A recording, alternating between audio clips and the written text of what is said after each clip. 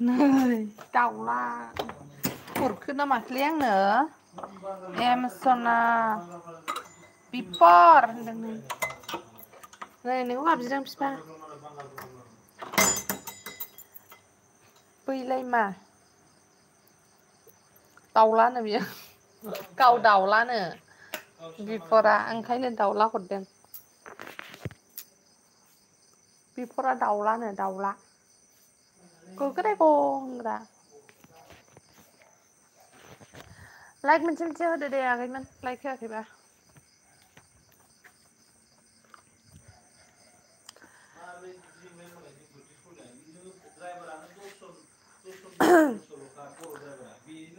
Rens Kino Rens lagi tumak like dan thank you enaragai like hoनायनि थाखाय मा ओंख्रि जानानै फैखो enaragai आरो एम सना मा ओंख्रि जानानै फैखो नेलेसर बर' हाय आब' मा खबर खबरा मोजाङैनो दं आगै नोंलाय मारै दं खोन्थाहरदो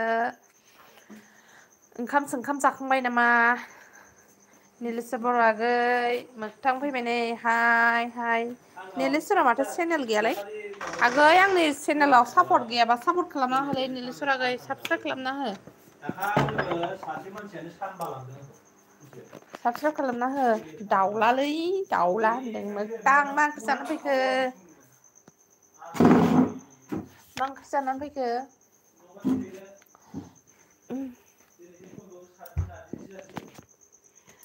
आयौ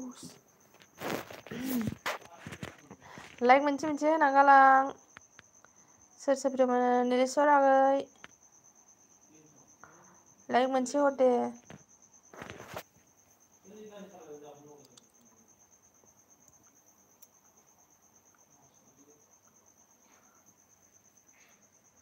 फैगासिनो र' आं एसे बेस्थ' आब' दे आगै दे जागोन दे आंना मैयानिफ्राय मबाइलानो फाग्ला बोरदों नेटवार्क नाङा जादों मबाइला बोरोथ' आरो आंना मा हें मारिग्रा जादों मैयानिफ्राय कमेन्टआनो सानथाम जाबाय आरो दाख्लैनिफ्राय कमेन्टआनो बुबाबो जाया माबा लिरनो नागिरबा जेबो जाया सेरबाबो जाया फ्रेफ्राफ्रा सेरबाबो ओमफ्राय गोजौआव माबा लाब थाब जाखानाय दं बेफोरखौसो हरलाबायनांगौ फाग्लासो मबाइलानो खर' गाज्रिसो जा जोंनो ओंखारखायो आं मबाइलखौनो बोरोनो माया बोरो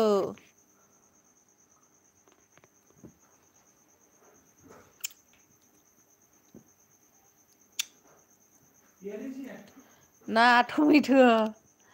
नाजों टमेट'जों आरो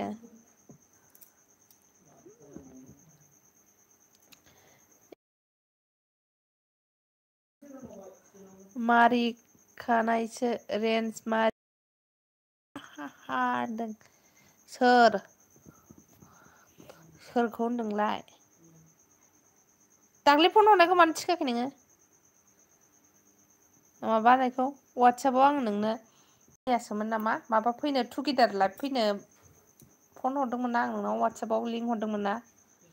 मानो नायाखै नों सोरबा सोरबा लाइभ फैदों नामाब्रा माथो मानसियानो गैथारा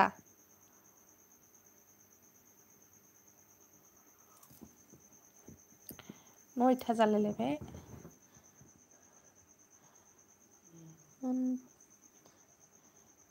एनारागै मा सिरि थाखो 1.5k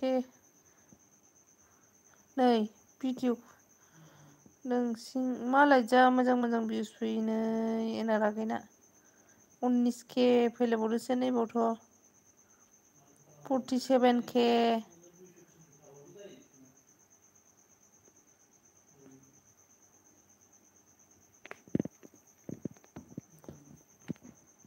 थांजोब्बाय रावबो गैला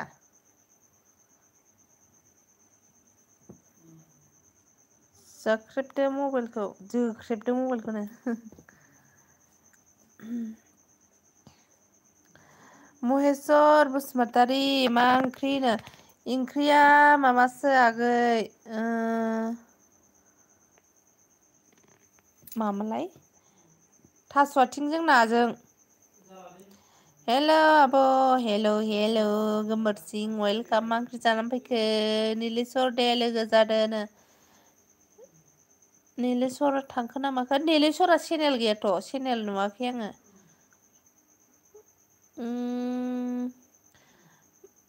एनारागै नोंना भिउसआ बेसेबां थांखो माथो हिसाबावलाय मनिटाइस जाथारनांसिगौ नोंना एमसना साबाल'नो जादों नोंना साबसक्राइबारा एमसनाना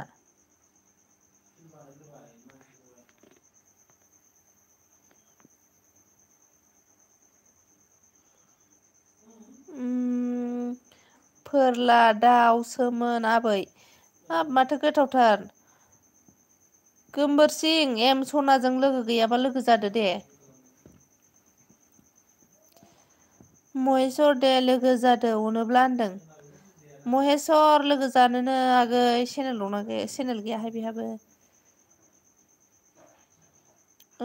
खमायजोबदोंनो गैयाथ' दे लोगो जादो गोमबोरसिजों एम सनाजों एम सनाया हिनजाव मानसिना आगै नोङो हिनजाव मानसिना ब्लु हो दे अके होबाय आबै थेंक इउ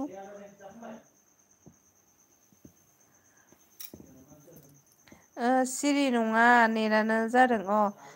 एनारागै एम सनाजों लोगो जानानै हो साबाल'नो बेस्रा साबसक्राइबारानो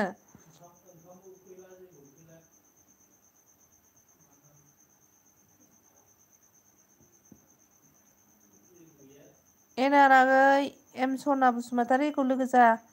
मा ओंख्रि जाखो आब'नो ओंख्रिया आंनिया मिरामिस खुमब्रा बाथोन ओमफ्राय आइमोननियाहाय थास' आथिंजों नाजों ओमफ्राय नाथुर फ्राय मोगथां आगै एम सना बसुमतारीखौ सापर्ट खालामना होलाय नोंनावथ' चेनेल गैयाना खालामनानै हो देनां नोंनिखौबो चेनेल खुलिबाय बायोबा माबा खालामगोन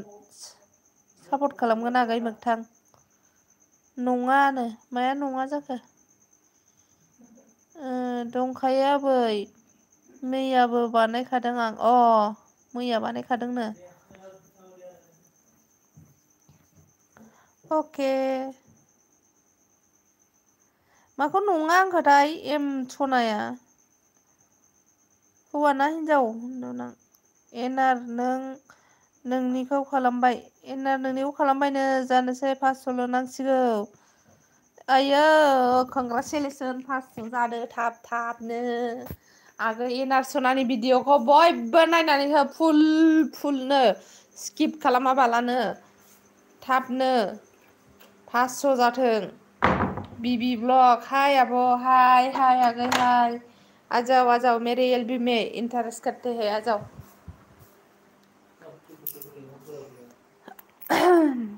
एलबि मे सेंग्रा हौवासोना आंलाय एम सना आगैखौ हिनजाव मानसिसो सानदों आरो ना हिनजावनि प्रफाइल होनायखाय ना हौवासोखा प्रफाइलालाय हिनजाव बायदिसो नुबायदां हिनजावनि प्रफाइल होनायखाय आङो हिनजाव मानसिसो सानदों आरोना 8 जन जाबाय नै सोर दं कमेन्ट खालाम ब्लु थेंकि र' होनि र' खालामबाय दे खालामबायनो एमसना नोंखौहाय ओमफ्राय महेसर आगै नोंबो आंखौ साबसक्राइब खालामाखैबा खालामना होदोबाल दे अनोबा एसे थुदलाबायनानै होदो ब्लु लाफिनदो आबै दे लाबाय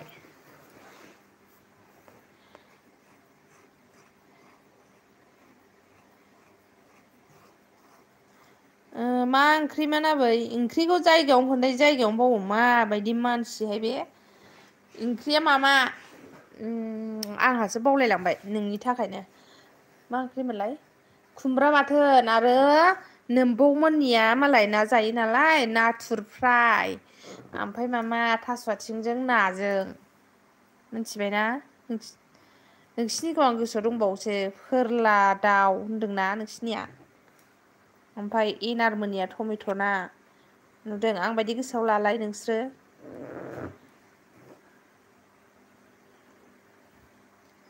माथो कमेन्टबो हरा रावबो हरदों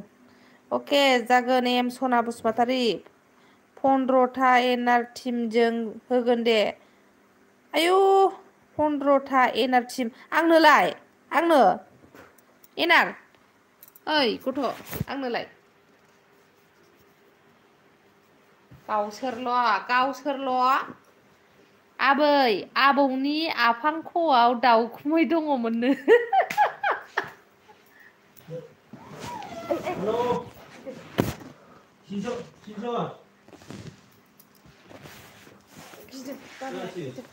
दैसाया गिदों आं मिनिनायखौनो गिबावबाय उन्दैया दाउखुमै दङ दाउखुमै फिसिदों होगोन र' नोंनोबो दे दानो हर दे नों दा बावलायगोन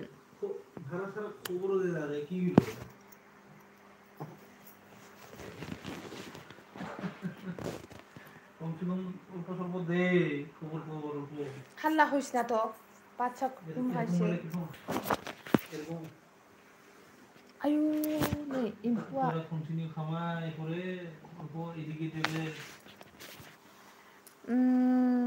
बावा देनो जा गिदिर गिदिर दङमोन आबै दाउखुमैया जा गिदिर गिदिर खामोन नामा आइ दे दाउखुमै गिदिर गिदिर ओमफ्राय Ujjwal I like that thank you Ujjwal बोरे वेलकम मेरे एलबी में आने के लिए किसी सब फ्रेंड नहीं तो फ्रेंड हो जाए प्लीज ज्वाइन हो जाइए ऑलरेडी तो ब्लू है ना आपका बयबो लाइक खालामदो दे आगै सना नों मोजांखौनो होनदों बयबो लाइक खालामदो दे मर आ मजा न्यूट कम 38 से बाव 38 है आपके पास बाव 5 मिनिटल' थायो मोनसिगोन आं आब' मानो मा जालायखो 30 आईडी के साथ बुलाया है उज्जवल के पास 30 आईडी है किसी आंना यूट्यूब चैनल एमबी बड' 100K view 1 day ago नों बेसोना आगै लिंक हरलाय आगै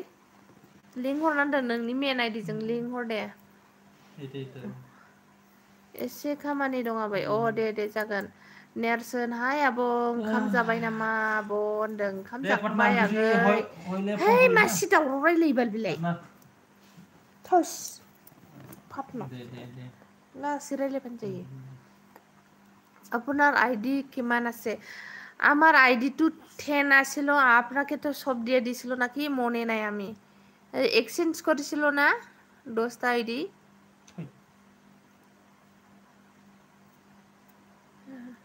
मिनिबावबाय हनै आंखौ मानो मिनिखो नोंगुमैखौ रायनायखौ मिनिदों येस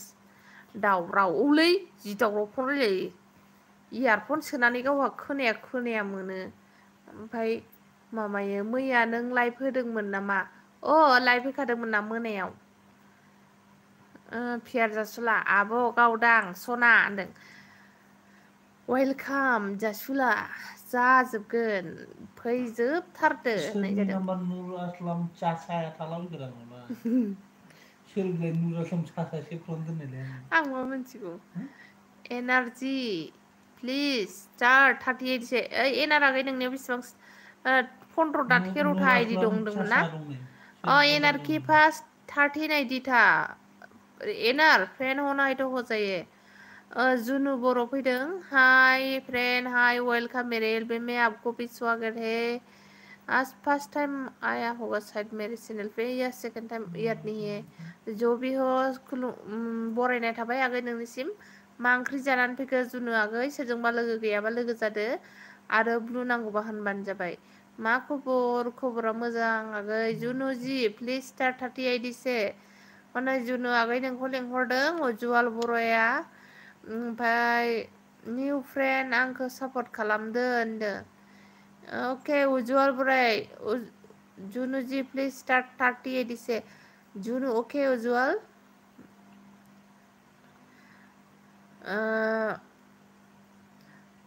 जुनू मा होनो उज्जवल आपको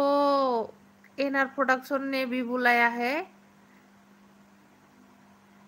ओके ब्लू होलाय फ्रेंड जागोन दे आगै होबाय दे उज्जवल कमेंट करो प्लीज प्यार जासुला भी बुलाया है उज्जवल आपको सिबुआलाय मानो मिनि हरखो व्हाट्सएपआव नोंखौ स्टेटास होदोंमोन आङो बेखौ मिनि हरदों बियो एनर्जी आपका आईडी कितना है बोलो एनआर के पास 13 या 14 या 15 से क्या एनआर कितना आईडी था बोलो आबौनि आफां ख'आव दाउखुमै मोनामलायदोंनो दाउखुमै मोनामदों नोम्बौनि आफां ख'आ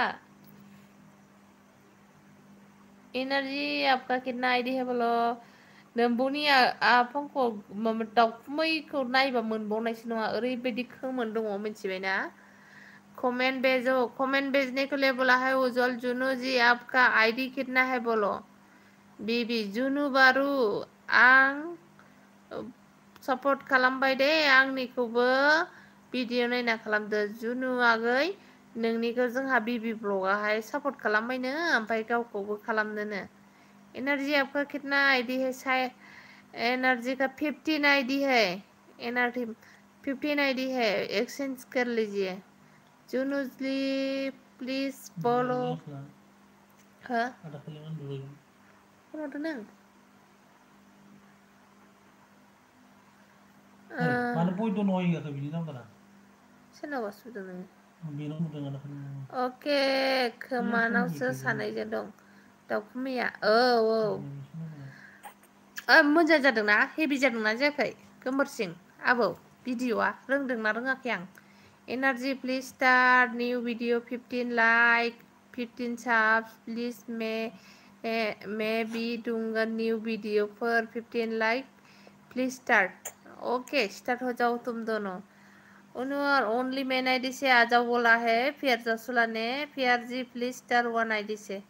ओके कीजिए energy please start new video 15 like 15 subs please प्यार जी प्लीज स्टार 1 आईडी से ओके ओके गौतम फंबाय फैबाय नै जोंहा लाइक होनो फैबाय आं नों मा सानफ्रामबो लाइकल' होनो फैयो गावदां लाइकआवसो बोरमासो हरबाय हनै मे होनलायलायनाय मानो बोरमा हरखो बोरमा बेदर जादों रोंदों बानायनो मोजां जाखादों आबैनो मोजां जादों दा सामफ्रामबो नोम्बौनिल' लाबोनोसै आं एबार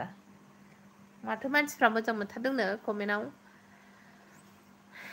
एनालाय लेंहरद' नेहाखौ लेंहरद' मामा मोगथां आगै नेहाखौ लेंहरद' दावराव सिदारालाय इयारफना मोनसे बख'लाय खोनाया रायलायो बियो ओके उज्जवल कमेन्ट करो प्लिज बोला है कमेन्टआनो लोमजानासै दं आंनो थांग'जोबबाय लोमजानाया हामाखै आगै दाबो गौतम फंबायफोरखौ अनला नामा नोंसोरलाय energy please start new video four 50 like बेवहाय खेलेंआ 25,000 मोनदोंनो मा जानो नोंसोरल' खामायना बोरै जाबावनो जागौ फनपेफोरखौ एसे खामायनो चान्स होला जुनू उज्जवल आपको सफर कर दिया बैक करना S comedy hello good night friend welcome मेरे एलबी को लाइक नहीं किया तो लाइक कीजिए एस कॉमेडी लाइक होगा लाइक कर दे एस कॉमेडी आ गई आपका जो वीडियो है मैं देखता रहता है एस कॉमेडी नोंनि वीडियोखौ आं नायबाय थायो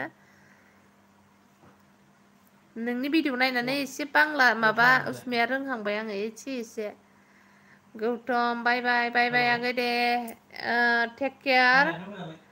जोथोनै लाखि नोंनि देहाखौ आगै I have 2 mobile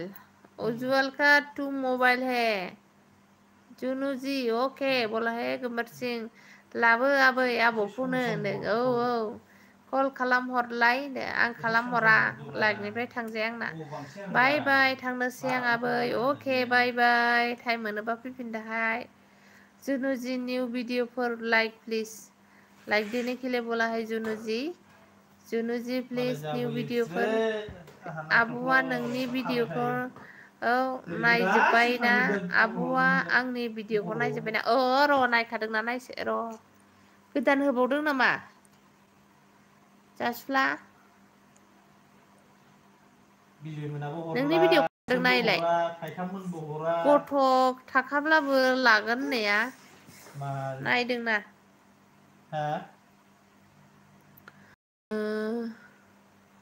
Junu G Pyar G start जागोन आबै दाउखुमैसो दा मा दाउगुमै बेलाय दाउखुमैसो दा माय new video for like please like नहीं किया तो उज्जवल का जो वीडियो सो रहा है इसको लाइक करने के लिए बोला है जो भी उज्जवल को सब्सक्राइब करेगा इसको लाइक भी करके आना प्लीज और जो भी उज्जवल ने सपोर्ट किया है जिसको भी बैक कर देना और उज्जवल आप भी कमेंट करके आना ओए ब्लुसकाव साला मानो लांनांगौ होना दोनखा आयु आंखौसो होनखो ना माखो ओइ ब्लुसकाव साला मानो लानांगौ होना दोनखा दे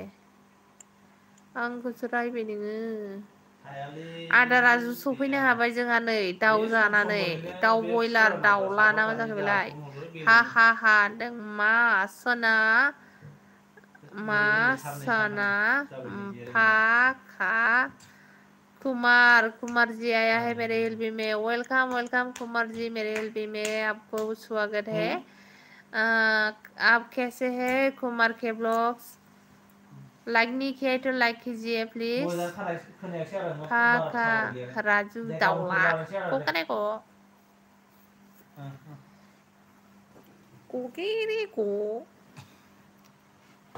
जाम्बा बेवहाय खेलेंगा 25,000 मोनदोंनो फन हरलाय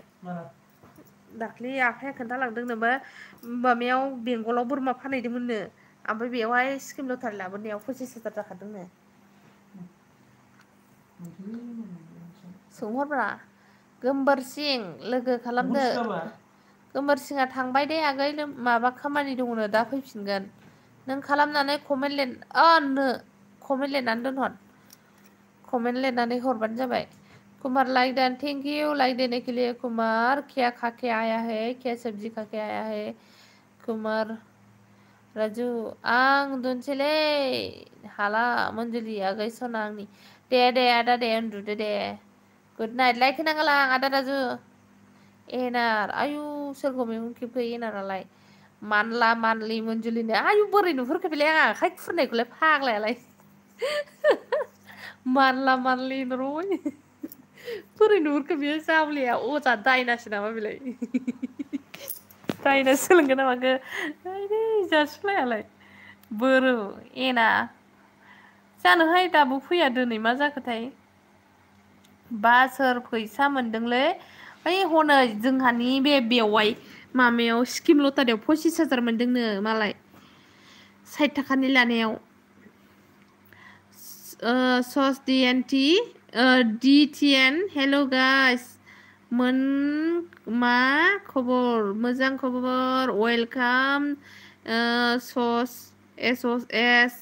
वेलकम वेलकम मेरी एलबी में क्या सब्जी खा के आया है और कैसे हो कहाँ से टपक पड़ा है पियार हा होनदों होद गोजाङो गथ'आ फिना हो पियार जासुला लोगो जादोनो हनै जुनु आगैजों पियार जासुला कुमार मटर पनीर जाबायलै औ आपको बोरो आता है क्या थोड़ा थोड़ा कुमार आप कहाँ से है बोल सकती हूँ क्या कहाँ से है कुमार लाइक डन का थैंक यू लाइक होने थाखाय Vikas Kumar kitchen hello hello Vikas Kumar kitchen welcome मेरे एलबी में आने के लिए थैंक यू सो आप क्या खा के आया है विकास कुमार और कैसे है बता सकती है आप एनार बावदों जुनु राजु लोगो जादों आदा राजु लोगो जानो थांखो ना माखो जुनुजोंहाय like done 10 number thank you because like देने के लिए आपको किसी के साथ फ्रेंड होना है तो फ्रेंड हो जाइए प्लीज जुनु दंखायो नोंना होनदों जुनु बारो आंहा नोंजों लोगो दंखायो नोंनालाय होनदों नों खालामदोंना खालामाखैनो जुनु पियार जासुलाखौ लोगो गैयाबा खालामबानो जाबाय नोंजों सापर्ट दंखायोनो पियार जासुलाया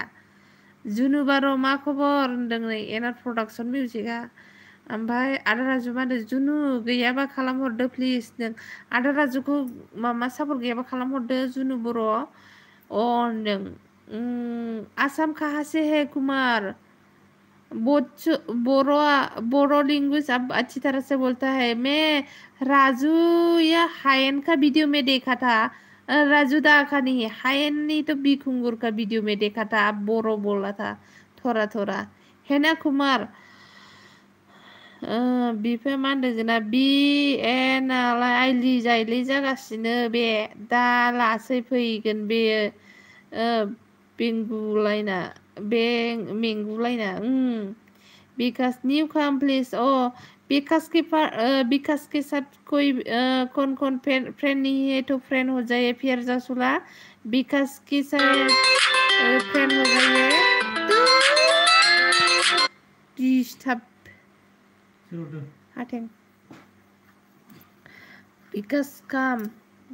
विकास आपको राजुदा बुला रही है फिर जासुला हंस रही है क्यों हंस रहा है फिर जासुला नोंलाय डिस्टार्ब जुनु बर' आं नोंनि भिडिअखौ नायबाय थायोनो एनारा मनेस्वर जुनु बर' आंनिखौबो सापर्ट खालाम नोंनिखौबो सापर्ट खालामबायनो जुनु बर' आगै महेश्वर बसुमतारिया नोंखौ सापर्ट खालामबायनो नोंबो खालामबानो जाबायना ओमफ्राय थेंक इउ नायनि थाखाय थेंक इउ महेश्वर होनदों महेश्वर नोंखौ थेंक इउ होनदों गोसो थोनाय हरदों कल नङालै बिमा फन हरदों आंनि बिमा मोना गुना फिसौलाखौ नायनो भिडिअ कल हरलाबायो बायनो आदा राजुआ बाय विकास के साथ फ्रेंड हो गया राजुदा विकास के साथ फ्रेंड हो गया एनआर प्रोडक्शन विकास के साथ फ्रेंड हो जाइए जुनू विकास के साथ फ्रेंड हो जाइए जुनुखौ आंबा आगैसो जागोन ना जिएफसो जागोन नै जुनु नोंखौ बिगै जागोन ना जिएफ जागोन नो हनै फेर जासुलाया सिख्ला सासे नुथिनो हाया दारि गाबस्रें जासुलाला जानायाव मास्टार एमबी बड' 100K भिउ 1 डे एगो नैबे बेहायसो दं इउटुब चेनेला आंथ' नोंजों लोगो दंना गैयाथाय लोगो दंखायो नै आगै नोंजोंहाय भिडिअबो नायखायो आं नोंनिखौ नै दाख्लै जेसि नार्जारिनिखौ नायदोंमोन आं निफाना टीवी हाय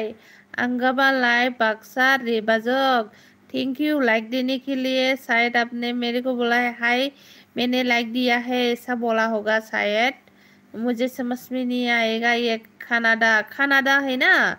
निफाना टीवी ये कनाडा लैंग्वेज है ना मुझे नहीं पता कनाडा लैंग्वेज को सॉरी प्यार हा दे मा जायोनो सोंहरदों जोंनु खोन्थाहरदो नों जानो नामा आंनि जि एप होनदों माबाया फेर जासुलाया जासुला नों साननायखौ आङो होनफुंनानै होबाय मिथिबायना गान खननानै आंलाय फिर जसला विकास कुमार कन्फर्म विकास कुमार आपको दान किया है बोला है विकास है कि नहीं विकास कुमार जसला को प्लीज पैक कर देना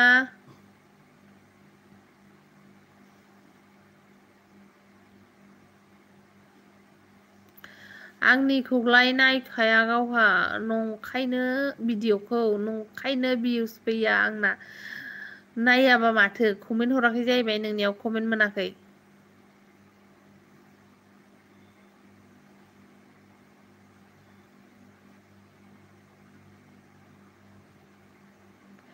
नुफ्लांबा नायबाय लाइक दान थेंक इउ आगै लाइक होनायनि थाखाय नोंलाय दायनायालाय मालायनि गोसोखौ मिथिग्रा होनदों आयु दायनायालाय होनहरखाबाय जोंखौ माइरि एनारा मिनिबावबाय हनै जुनु बर' आंखौबो सापर्ट खालामदो आंनिखौबो खालामबाय होनदों जुनु आगै एमबि बड' 100K नोंखौ सापर्ट खालामबायनो ओमफ्राय नोंबो सापर्ट खालामफिनबानो जाबाय आरोना आगै ओमफ्राय जोंहा रिंकि आगै फैदों हेल' आगै हेल' वेलकाम वेलकाम फ्रेन्ड वेलकाम आंसो नोंखौ आगै जानो हागौ आं बुरिबायना रिंकि दैमारि आगै मा ओंख्रि जानानै फैखो रिंकि दैमारि आगै खोन्थाहरदो जुनुआ जिएफ जागोननो फियार जासुला नोंखौ माबाखौहाय जिएफ जागोननो ओमफ्राय हाय बाजुरां आंसिला बारे बादो क्या बोला है निफन्ना टीपी मुझे समझ में नहीं है बोला है शायद न्यू फ्रेंड कम बोला है शायद है ना दायना होननायखौ मिनिनो ओंखारदांनो मा ओंख्रि जाखो जानाय मनजुलिनो ओंख्रिया माबासो जोंहा मा होनो खुमब्रा बाथोन ओमफ्राय आंनिया आरो ओमफ्राय आइमोननिया मिरामिस ना आंहा ओमफ्राय आइमोना थास' आथिंजों नाजों जादों आरो बोरायमोना ओमफ्राय नाथुर बाहाजि एनार मिनिबावबाय हनै आरोबाव रिंकि आबै मा खबर होनदों फेर जासुलाया मोजां फिसौ फियार जासुला होनदों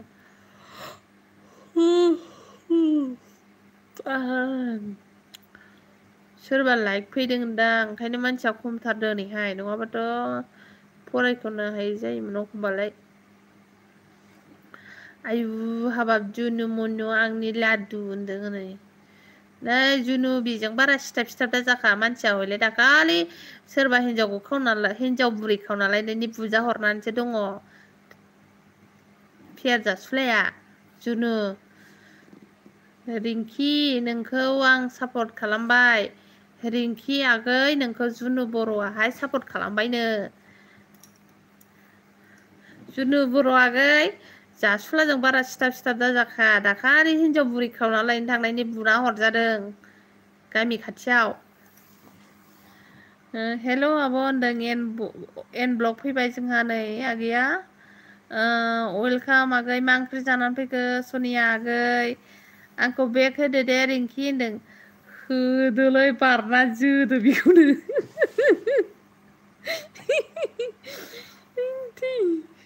आंबोरै मिथिखो दे जासुला जायगायावनो ब्रेक बाबा सिथा मा गाबखो हाबा बिदिसो जासुला होनदों लासै रायलायनांसिगोन गिबाय दैसाया दालि जहल मैथा नासोमोन आब' गोथावथ' आगै आयै हनै दुखु मोनबायनो फियार जासुलाया जासुलाया दुखु मोनबायनो जोंना जासुलाया नै जासुला एन ब्लकआबो हिनजाव मानसिसो सिख्ला जासुला ओइ फियार जासुला एन ब्लकआ हिनजाव मानसिसो जाम्बा सिख्लासो एन ब्लकआ खोनायाखैदां जासुलानि घटनाखौ आंखौ ना गोरान बायदि फोरानथारसिगोन बिनो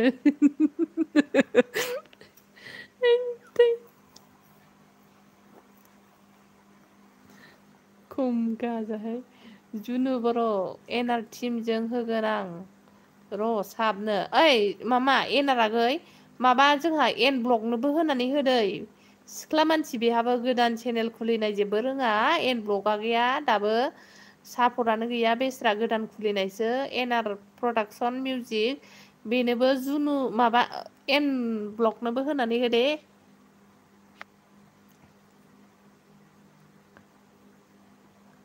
माबाल'नो जादोंदां बेना दाबो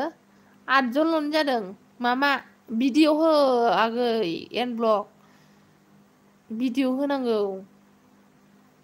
अके अके होनदों खोनायाखैलैथ' आब' मा जादों होनदों पियार जासुलाया दाख्लै हिनजाव बुरि खावनो थांनायनि बुनानै हरजादों पियार जासुलाया दा थाबायनोनो हायानो मानसिया भिडिअ'खौनो लाबोनो हायाखै जाहैदों पियार जासुलाया ओंखायनो थांखो ना माखो ओंखाम जाग्रोनि दे अल्ड फ्रेन्ड दे आगै दे थेंक इउ दसेबाबो फैनायनि थाखाय दे जाग्रोबानो जाबाय गुलुवाइटि आब' वेलकाम वेलकाम गुलुवाइटि मा ओंख्रि जाबोखो आगै मा ओंख्रि जाबोखो भिडिअ'खौनो समखौ मोना जादों आब' नोङो इन्सटाग्रामफोर खुलिलाबायनानैहाय माबादोब्रा भिडिअ'फोर ओरैनो रिल्सफोर मानसिफोरनि रिल्सफोरखौ डाउनलड खालामना होदलाबाय नङाबा नोंनिया गासिबो आन जाजोबगोनथ' बे माबाया साबसक्राइबार नों लानाय दा नों दा साबसक्राइबार लादोंना बे साबसक्राइबारा गासिबो आन जाजोबगोन नोंना मिथिबाय दा आनसाबसक्राइब जाफिनजोबगोन जेबो लाब जानाय नङा नोंना भिडिअ' नों मानसिफोरनि बे फानि भिडिअ'फोरखौनो डाउनलड खालाम बिटमेटाव डाउनलड खालामनानै हगार मिथिबायना बिटमेटाव डाउनलड खालाम न' कपिराइट क्लेमफोरखौहाय सार्च खालामनानै मेर्ला स्टेटास बायदिसिना थायोना बेफोरखौ स्टेटासफोरखौ डाउनलड खालाम आरोना एनब्लक आंखौबो सापर्ट खालामनो नै गावखौबो जुनु बर'खौ सापर्ट खालामनो एन ब्लक आगै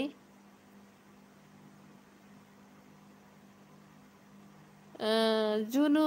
नों मानलु मानला मन्जुलिनि बाथ्राखौ लाबा बोरै बुरैना थागोन नों जुनु आगै नै नोंखौ मा होनदों पियार लासै जासुलाया रायलायब्रा र' इन्टारेस्ट जाबा मिनिनो ओंखारोना आंनि बाथ्राखौ लाबा माबा बुरिना थागोननो नोंहासो जुनु ओमफाय एन ब्लग भिडिअ आपल'ड होबाव 20थासो होनदों बेखौनोथ' होनदोंना आंबो मानसिफोरनि स्टेटासखौनो डाउनलड खालामनानै हो नोंहा जुदि स्टेटास बानायनो हायाखैबा टाइम गैयाबा नङा होमबा एनार खुनुरुखुम आनजायनि आन्थाल' आं गाबोननिफ्राय भिडिअ' होसिगोन दे आब' गाबोननिफ्राय होथारदो दे फुङाव मोनसे बेलासियाव मोनसे होबाबो जागोन जायखिजाया मोनसे होबाबो जागोन दे एनार जागोन दे होनदों होनदों बान मारिला बायनो रोङो बि बान मारिलाबायनो रोङो बि आङो आंखौ होनदों दा जासुला आंलाय माने बान मारिलाबायनो रोंगौ मिनिबावबाय हनै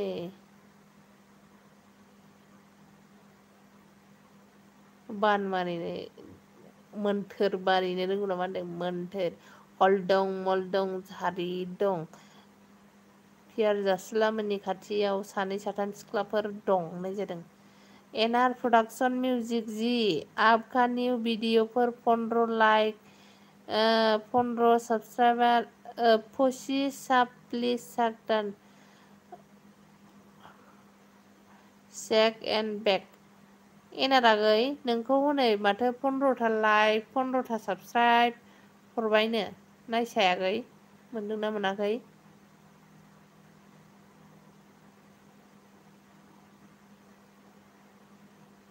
एनार आगै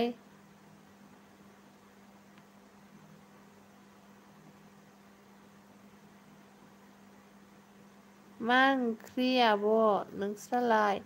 जोंनिया खुमब्रा बाथोनसोमोन आगै आं मिरामिस जायोना दिनै ओमफ्राय आफामोना नाजों थास' आथिंजोंमोन आरोना आपका नहीं मिला एन ब्लग नों भिडिअ मोनबा आपल'ड होबासो एनार टिमजों होगोन दे होनदों एनार आगै सपोर्ट कीजिए उज्जवल को। एनार प्लीज बैक दे देना। कब देगा बोलो, ये तो बोलो कब देगा। गावहाथ' लकडाउनाव हायना मुलि होना हौवाखौ लाबोदोंनो। आयु बोरै मिथिखो नोंलाय दायना। बोरै मिथिखो नोङो। लाबोदोंनो लकडाउनाव नङा बांगाल दावरावआवसो हायना मुलि होनानै हाबा लादां।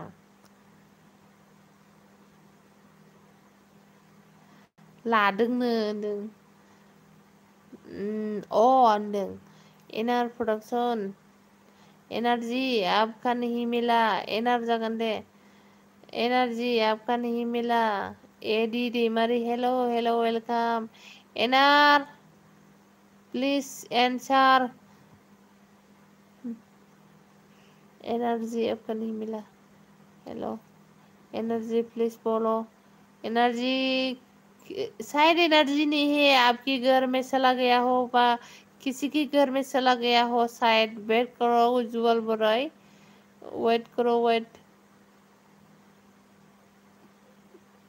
जा पानिका आब'मोनानो। मा ओंख्रि जाखोरा होनदों। नाजों थास' आथिंजों आगै, ओमफ्राय आङो मिरामिससो जादों खुमब्रा बाथोन। ओमफ्राय ओके उज्जवल बराय मैं आपको 1 घंटा के बाद 15 आईडी से सपोर्ट करूंगी। ओ हाँ उज्जवल उज्जवल कमेंट देखो रिटर्न देना। उज्जवल प्यार जसला ने आपको सपोर्ट किया है, कमेंट देखने के लिए बोला है, रिटर्न देने के लिए बोला है। और एनआर ने कहा है उज्जवल एक मेरे लाइफ में से निकलती ही वो आपको 1 घंटा के बाद मतलब 1 आवर के बाद दे दूंगी बोला है। क्योंकि सभी का डायरेक्ट आप भी सपोर्ट किया, ये भी डायरेक्ट अगले बैक देने से अनसब्सक्राइब होता है ना, इसलिए।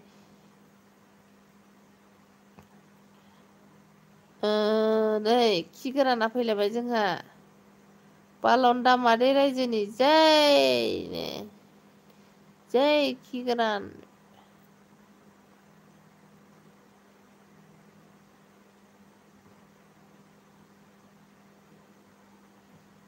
प्यार जी ओके।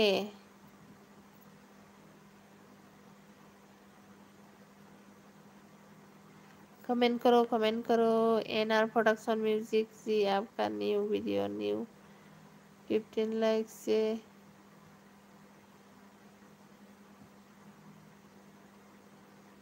न्यू बंडो लाइक करो सब प्लीज। एनआर गुस्सा आ गया रे उज्जवल।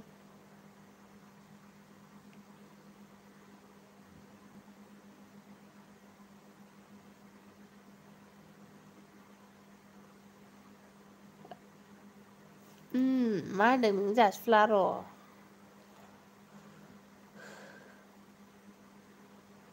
मा ओंख्रि जाखो? ओंख्रिया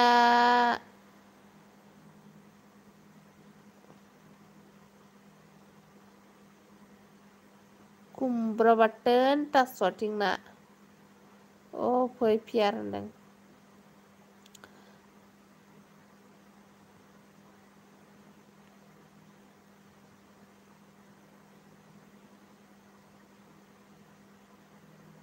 माथो कमेन्टआनो स' जाफैदिया ना हरखायाखै? हा? थांलागोन आं। दोनलांनांगौ नोंखौ? हा? प्यार जी प्लीज न्यू वीडियो पर लाइक।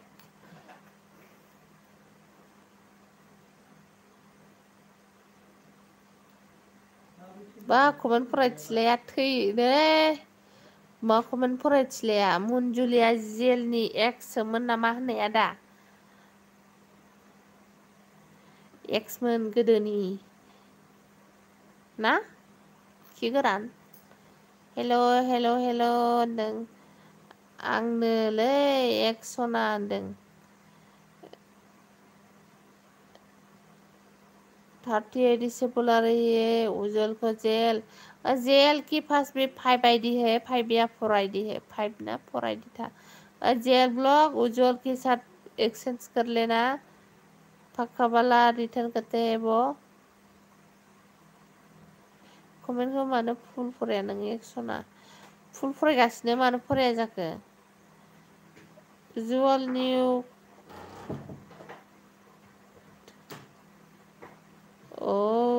की सना न्यू कम 10 आईडी से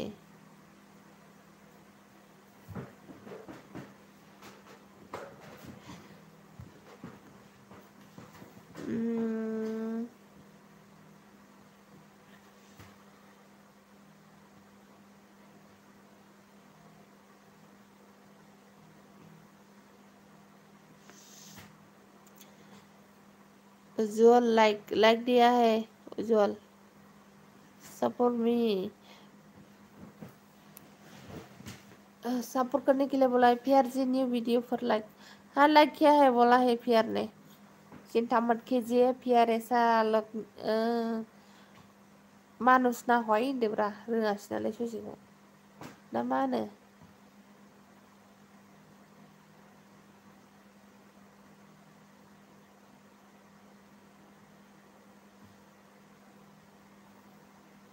सपोर्ट मी ओइ आं साब लाला आंनि लिमिटेड जाबाय एक्सना बेसेबां लिमिटेड नांगौ सानसेयाव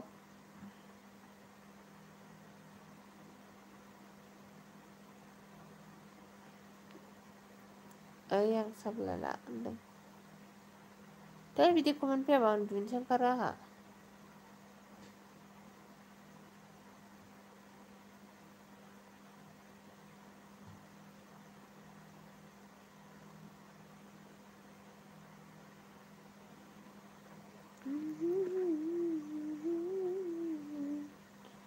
सोर साब्रै दङ कमेन्ट खालामबाय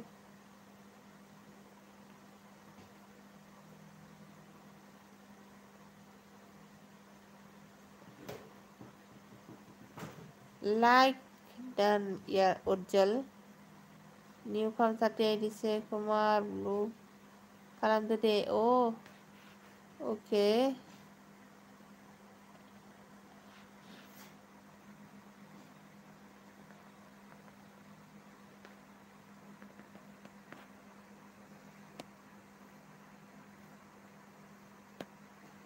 आयु थाम्फै दं नामा आं 15 नि बारा लाया सना आयु सिखारनांगौ 15 नि बारा लाया आंना दिनै मेल्ला आन जादों गोग्गोम जादों आंना दिनै न्यू कम 30 से पीआरजी से फुल वाट्स थांजोब्बाय मानसिफ्रानो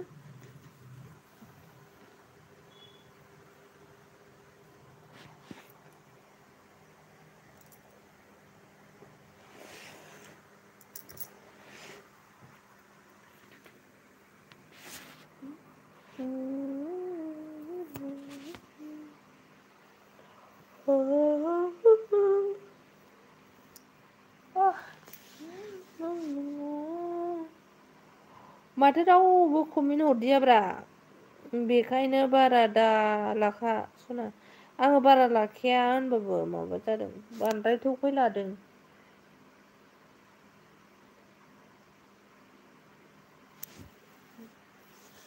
मोनबा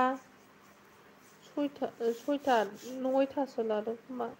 थांबाय नामा आब' सुदेम थांबाय होनहाय गैया सोर दंथाय कमेन्ट खालाम दे बिसि गोबाव थागोन आब' जाना खयथासिम थानाय जायो दा उन्दुनो ओंखारबा दोनसै उन्दुनो हले थाब ओंखारथारो आंहा मेगना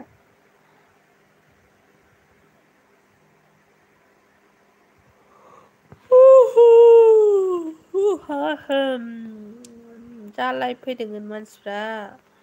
ओंखायनो दिनै लाइभआव मानसिफोरनो खम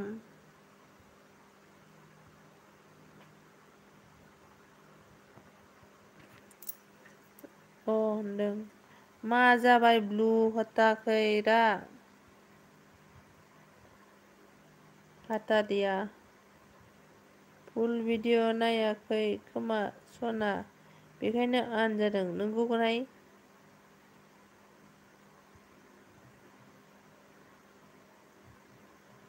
50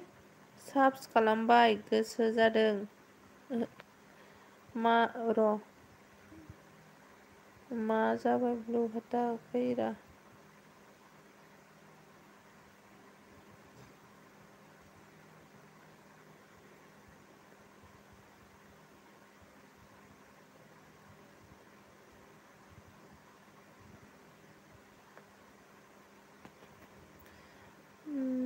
फिफ्टी साबसट दा बेखौ बुजियासै आं फुल भिडिअ नायाखै खोमा जाबाय होनदों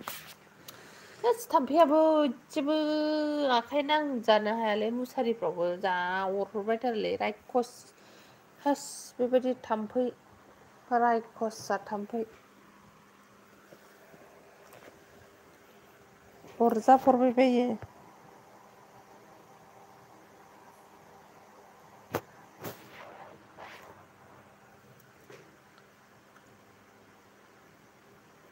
comment keep the comment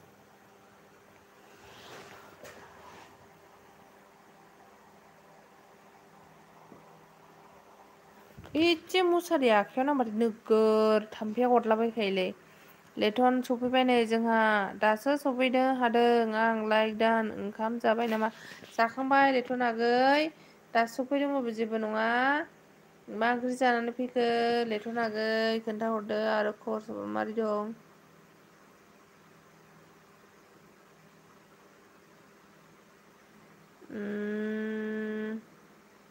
गोमबोर नोंसोर फैयाखै नामा सोना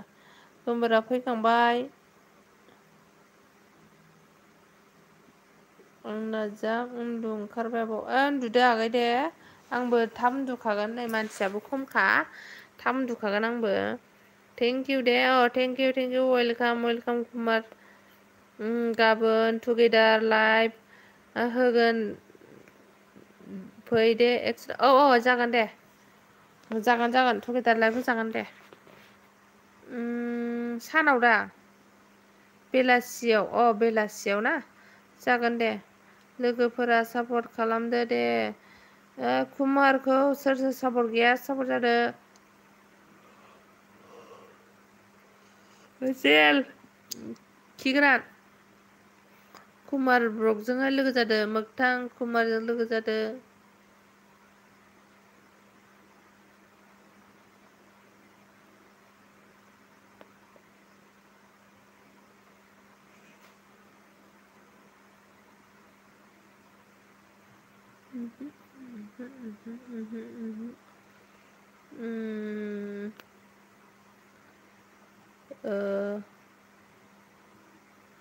हिन्जाव बुरि लाग्रा लेथन होनदों नै लेथनखौहाय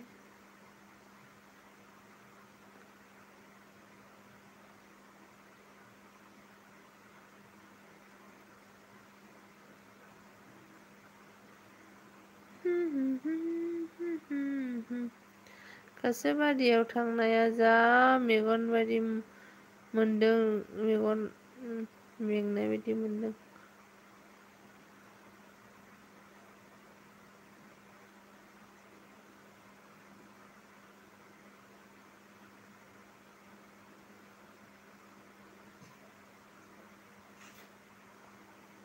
बाय आब' गाबोन लोगो मोनसिगोन दे आं दोननाय जाला गाबोनसो लोगो जानोसै एक्सना दे उन्दुबाय नामा बेबि उन्दुवाखैलै कमेन्ट नायगासिनो गावसिनिखौनो कुमार टाटा बाय बाय मोगथां अननानै आंखौबो सापर्ट खालामहोदो बाय गुड नाइट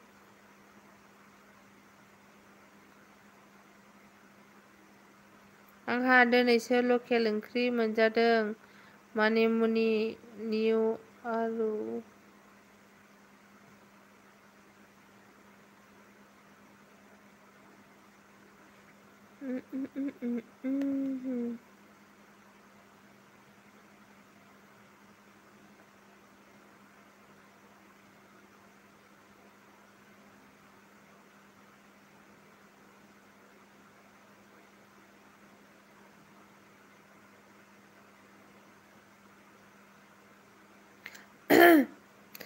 SI फेमिलि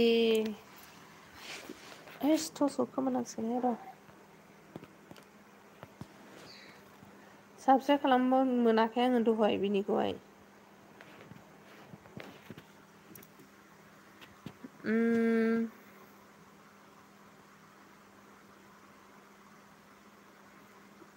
बोरो हाय मनजुलिसना हाय आगै ना मा होनो जाखो आगै एसाइ मा ओंख्रि होनदों खुमब्रा बाथोन थास' आथिं ना मा ओंख्रि जानानै फैखो नोंहालाय आगै एसाइ खिथाहरदो आंखौ साबसक्राइब खालामखाबाय दा एसाइ अनजालु नोंनि हरफिननायखौ नेना थाबाय अनजालि नोंनि हरफिननायखौ अनजालु मुसाहारि आगै फेरजासुलाखौ साबसक्राइब खालामनो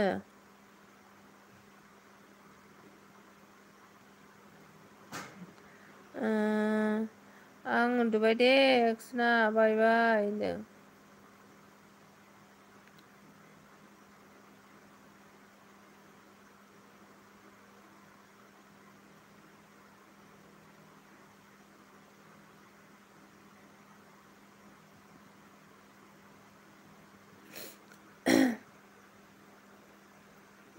आं उन्दुबाय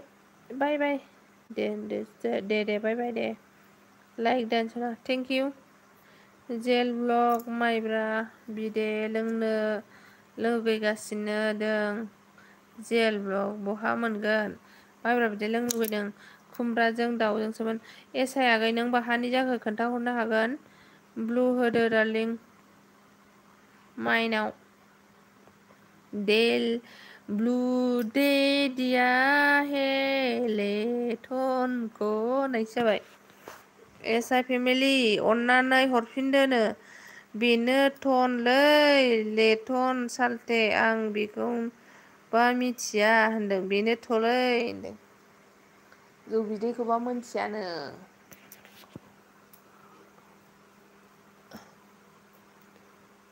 जौ बिदै गैयाहाय जोंनावबो नङाबालाय हरजागौमोन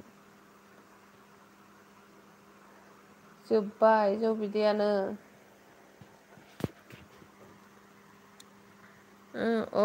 नोंखौलाय साबसक्राइब खालामखानायसो नोंबो खालामदो आंखौ सोरखौ होनदों आंलाय नोंखौ खालामखाबायना आगै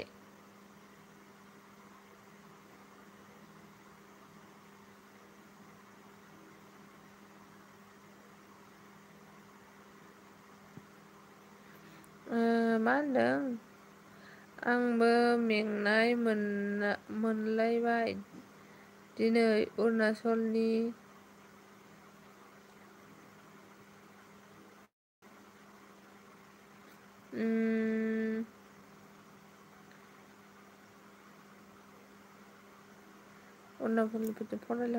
जेबो नङा दे आगै मोगथा आगै उन्दुनोबा उन्दुबानो जाबाय एक्सनानावसो मोनगोन खोमालै सालथे रेथन गैयालै जोंनावबो ब्लु हरदे सना जागोन दे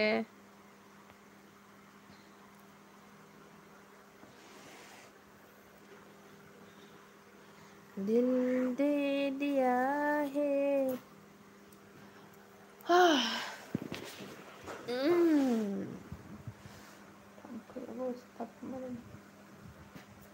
आयु आदै होमबाबो थागोन दे आब' दे जेबो नङा दे थाबानो जाबाय नेहाया माथो फैदियालाय दिनै नेहाया फांखा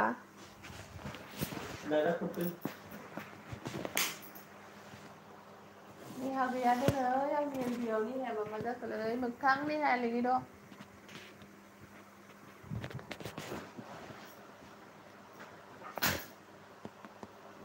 थाम्फै हाबदोंमोनहाय थाम्फै बुथारनो मोनबाय आङो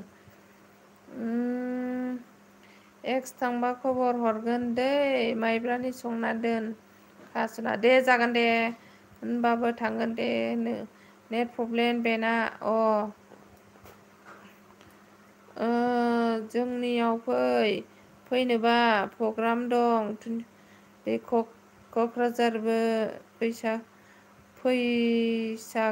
फैसागोन जोंनियाव फैखागोन क'क्राझारनिबो फैखागोन होनदों आरोना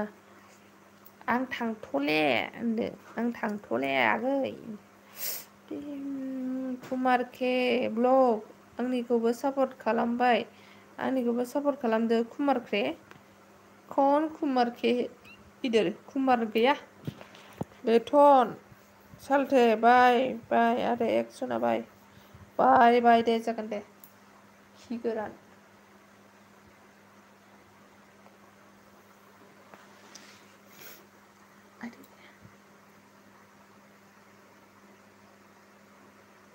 आठजन दं कमेन्टखौनो हरा रावबो मा जाखो बेलाय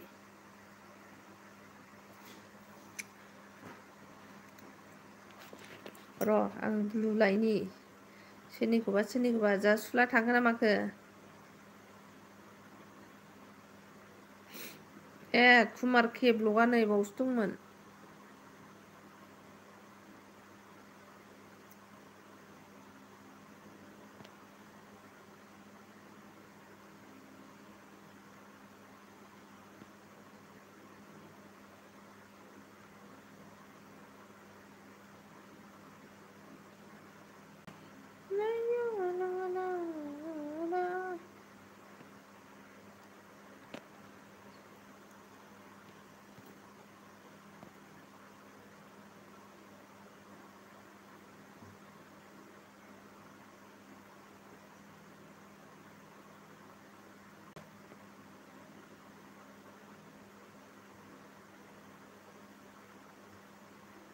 पियार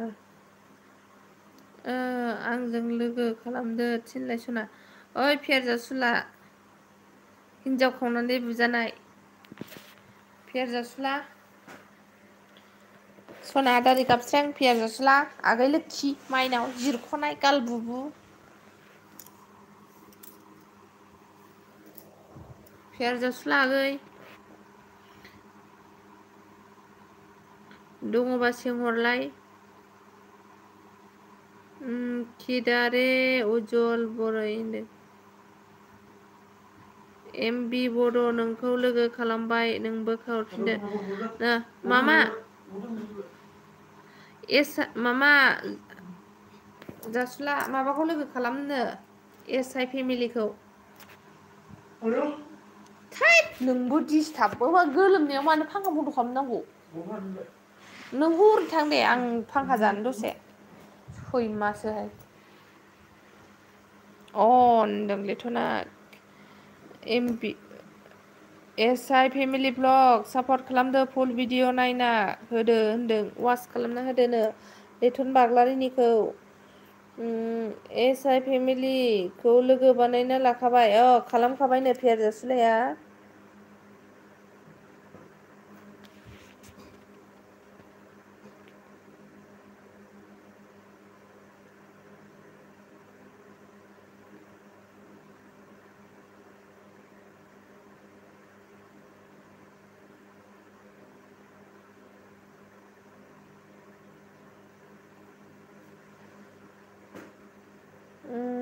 एनर्जी आप कैपिटल लाइक नहीं मिला न्यू वीडियो पर हनै एनार नोंखौ माबा होनदों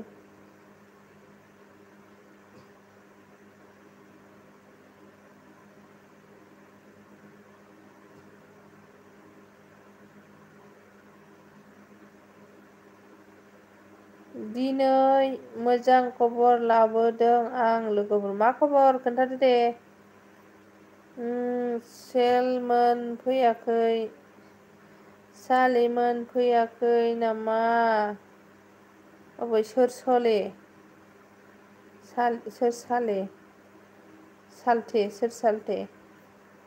जेला थांबाय उन्दुनो ओंखारबायनो नी मिला है बोलाय एनार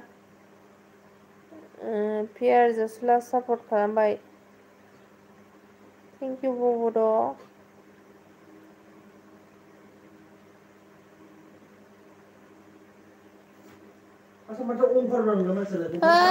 दिसटार्बसो बेफोरो फांखा जानो लुगैबाबो मोनजाया आयौ नै लाइटखौसो खोमोरखांबाय आंहासो मा अबे दिसटार्ब मा गाव गोसोबाल' जायो फांखा गाव गोसो गैयाबा बन्द' खालामहोबायबो मिथिबायना गोमबोरसिं आबौ नमस्ते इंडियन आर्मी आ गया है। नमस्ते, वेलकम वेलकम मेरे एलबी पे। क्या सब्जी खा के आया है इंडियन आर्मी? कैसे है खबर सबर? Like done, thank you. जेल जोंसार फैयाखै खिन्थु जेल फैदोंमोन। जेला थांबाय उन्दुनो ओंखारनानैहाय।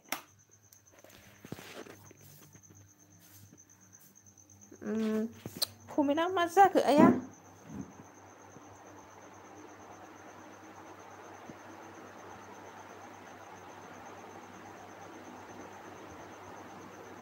मा जाखो कमेन्टआलाय?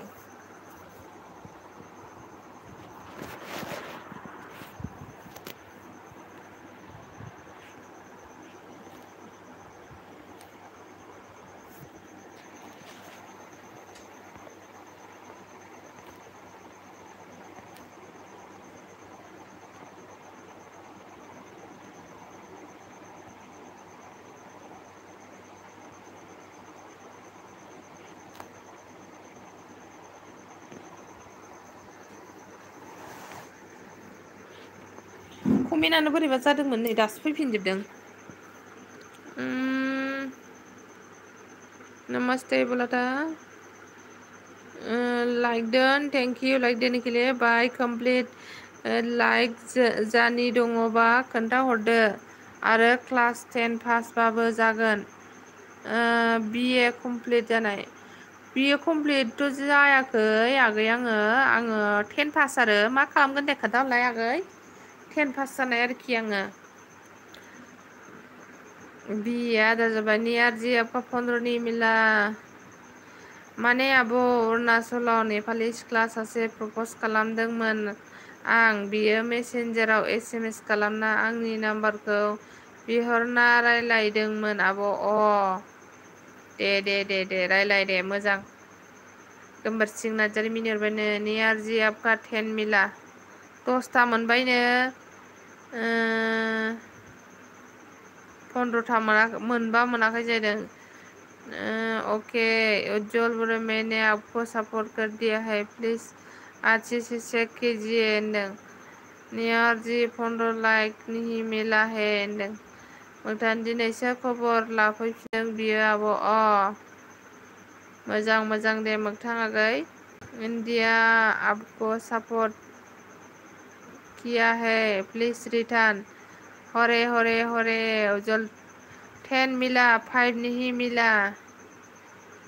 जागोन दे होनदों। गोबोरसिं लाइभ लिमिट हरबाय आबै। माने लाइभ लिमिट माने स्पट 10 सपोर्ट 100। जाय नोंना बहानि मोनलाय मनजुलि? आङो क'क्राझार डिस्ट्रिक्टनि गसाइगाव। नोंनालाय अबेनि एस आइ फ्रेन्ड?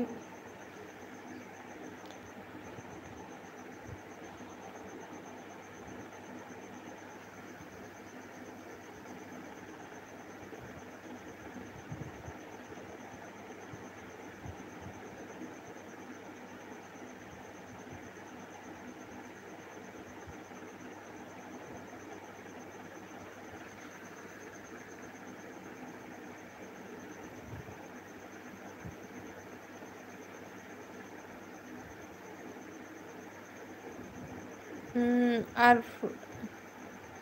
10 मिला। थोस आं बाबायलै बेखौहाय माबा एनार आगै।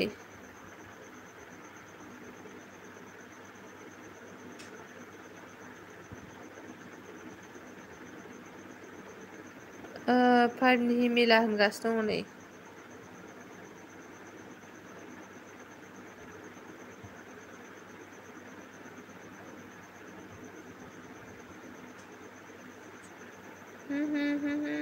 लेटवान सालथे मा खबर होनदों?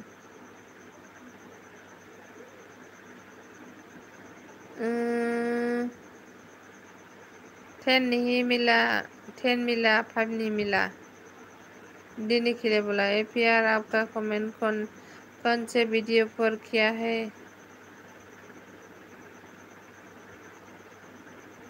10 से नहीं मिला, 5 से मिला है, 5 से नहीं मिला, 10 से मिला है बोला है। 20 डेट खालि जोंनि रेलवे डिपार्टमेन्टनिफ्राय अफलाइन फर्म होगोन लोगोफोर। ओइ आंनोबो नांगौ लेथन बाग्लानि आगै शर्ट भिडिअ में दिया है इंडियन आर्मी से आं चिरां कासिकत्रानि दे आइदि थाम्फैया होद साला थाम्फै फांखा होबाबो थाम्फै अरो आसरित मा गोदै मोनो ना मायो थाम्फैया। सीमा गया सीमा ब्लग मतलब मा होनोमोनलाय बिखुंगुर आगै फैबाय। गुड मर्निं अल, गुड मर्निं अब दानो गुड मर्निं जायो सोरबा गुड नाइट सोदा आंहा चिरां गुड नाइट। सीमा ब्लग फैबाय जोंहा। आयु आंखौ थाम्फै अरजोब्बायहाय बिखुंगुर आगै। मा खबर आब' खबरा बिदिनोसै आगै नोंनालाय माबायदि खबर? हेरज्ला कमेन्ट खनसे भिडिअ मेडिया ह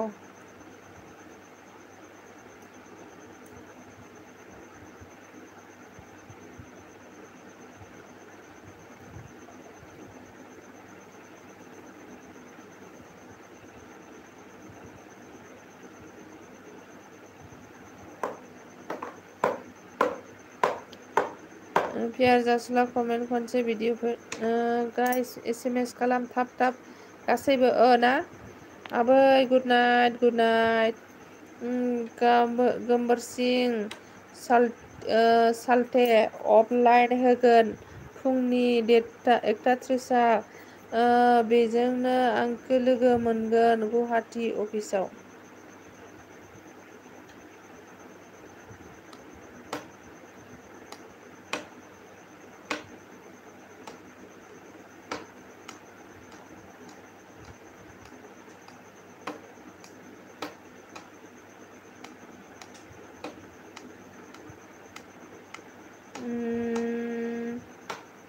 सिमा आगै बिबयसलायनो बिखुंगुर नोंखौहाय माबा सापर्ट खालामनो माबाखौ एसआइखौ थाम्फैया खुगाखौ मानो खुरबायलै आंखौ अरबाय फाग्लासो। लेथन ब्र मोजां ना होनदों सिमा आं नोंखौ लोगो खालामबाय दे नों गोसोब्ला हरफिनदो होनदों। Today I am very happy good guys and sister but why I don't know ओइ आं मिथिया इदिखौ इंलिसखौ आं रोङा दै। अके एसआइ उना सरि 10:30आवसो फुल जादों आंहा टाइमा 10:30आवसो होनदों।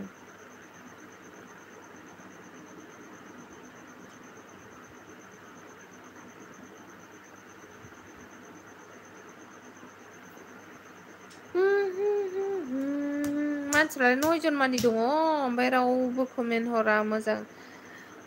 सिमा हरदो जायो गासिबो खालामगोन आं सापर्ट होनदों गोमबोर सिं होनदों 1 2 4 5 6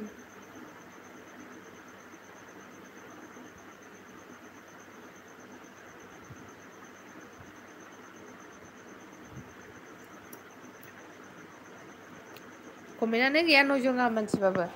उन्दुनोसो ओंखारलायबाय आङो थेन्थ'लायगोनसो आरो दा कमेन्ट नेबाय बायनानै खास। सिमा मोजां आंना खबरा होनदों।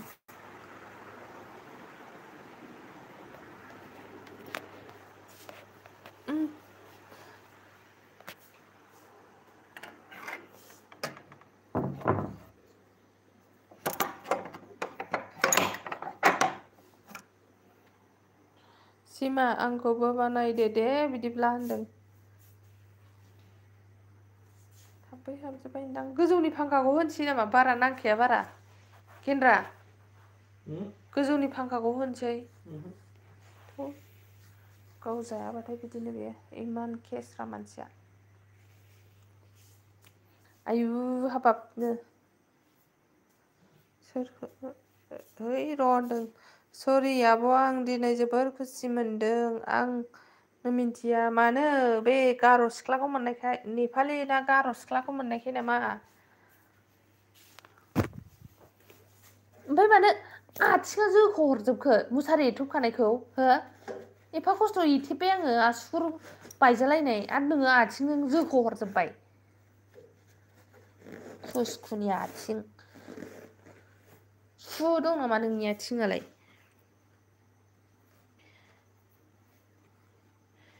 एसाइ साबधान एसाइ आगै माबा सापर्ट खालामबायनो नोंखौ जोंहा माबाया सिमाया मा ओंख्रि जायामोन लेथ'नो सिमा नों बबेनिमोन नोंनो सिमाया सिख्ला नङा दे सेंग्रासो हौवासो हौवा मानसिसो अनजालि रथ' रथ'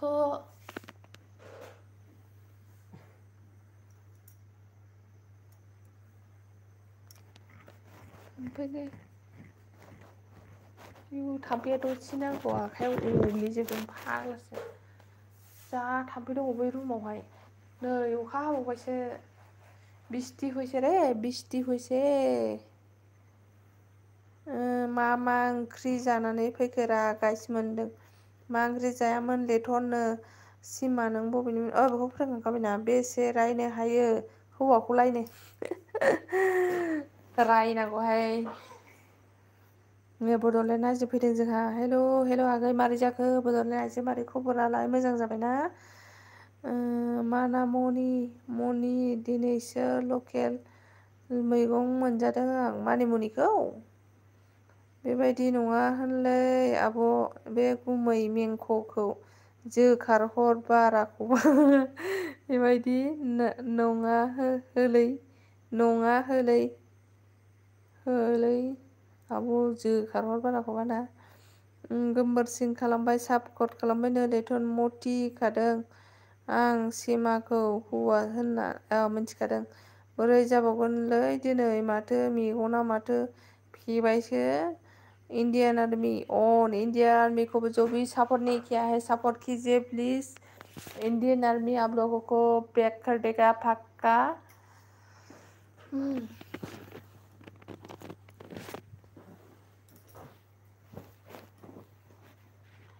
होमबालाय आथिङा आं ओरै बारलांग्रोनो ओमफ्राय ओरै माबा दामा मा हरखासै एथेब खाबाय आङो खननै जाबाय आङो एथेबनाया थाम्फैया गिलु फालु ओरैनो लेथन आं बाक्सानि होनदों अके सिमा होनदों हसा मिटखर होनदों आब' आं दुगैनि ररे आयु दासो गोजांनायफ्राव थान्दाया गुसुथार अखा हानाय दिनै बोथोरा दिनै थान्दानो बिराद गुसु दिनैहाय दिना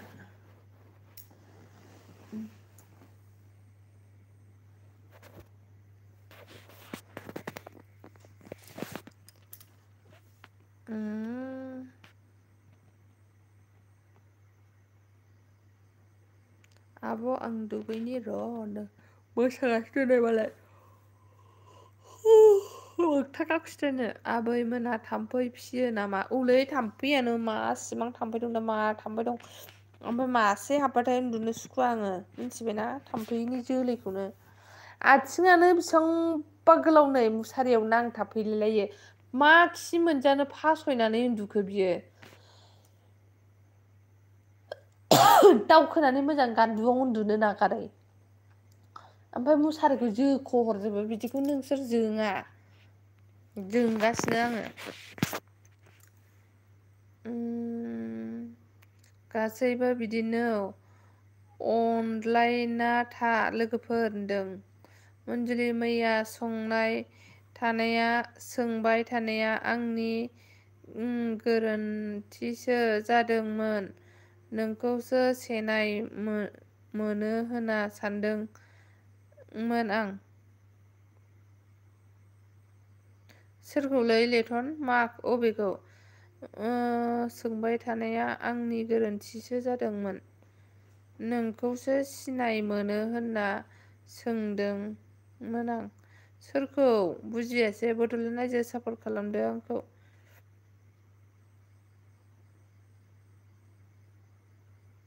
आरे नोंगौ नामा सिमा होनदों। आंथ' थाम्फैफोरखौ कारेन्ट सर्टसो खालामो आं गाबोन माबा लायनोसै कारेन्ट सर्ट होग्राखौ थेब थेब थेब थेब होनग्राया बेखौ लायसै आङो ओमफ्राय बेखौ लायबाबो जोंहा ना फिसाजोआ ओरैबायदि गाज्रि आं होनोनो मोनबावनाय नङा आरो गावसो अस्टार जागोन। ओमफ्राय मा खालामगोन साननैजोंनो अबावबा सोगदावलि सोगदावला ओमफ्राय मेकार टाइपबो ना गथ'आ दानो माबा माबि खालामनानै गाव गाज्रि खालामनानै दोनगोन मिथिबायना। सानथाम सानब्रैल' हायस जोरगोन बे जिनिसा ओंखायनो बादों आरोखि आं।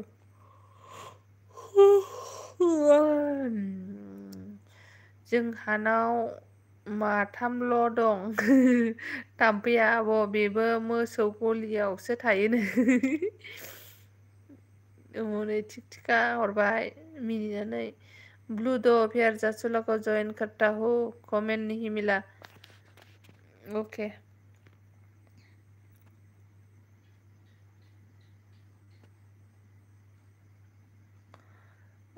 लाइक दान मान गुलायनाय थुर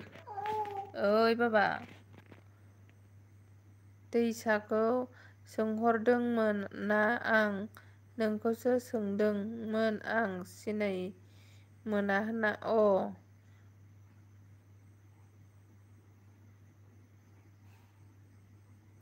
मैया सोंदोंमोनथ' नोङो दैसा होननानै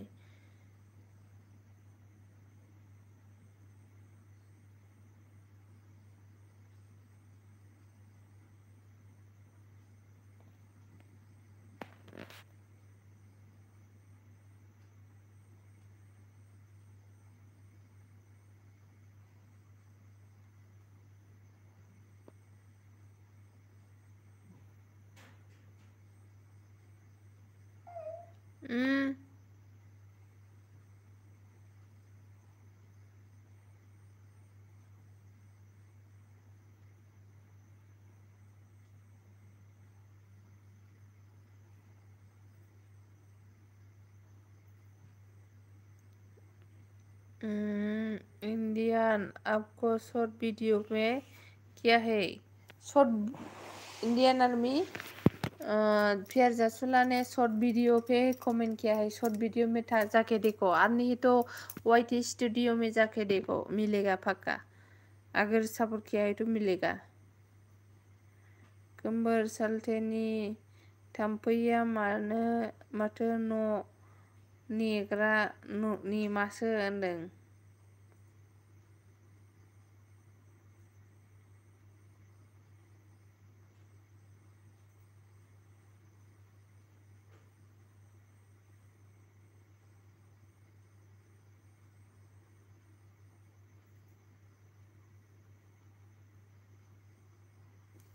आयौ थाम्फै मानला जोब्बायहाय बोरै जाखो दिनै मेगना आंना माथो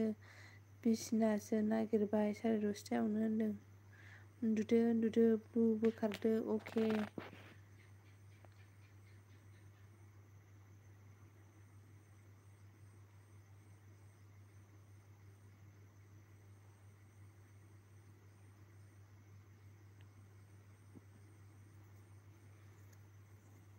लेथन दानो होनदों